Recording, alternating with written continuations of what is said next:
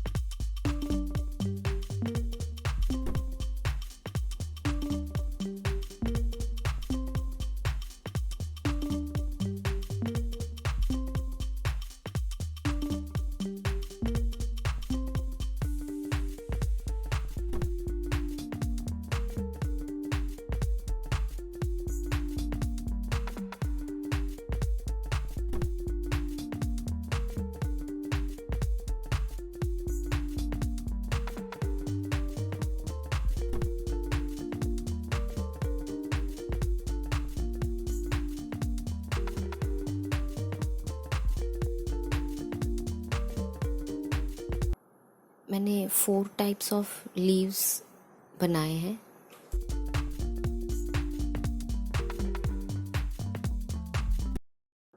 और अभी हम फ्लावर्स बनाएंगे।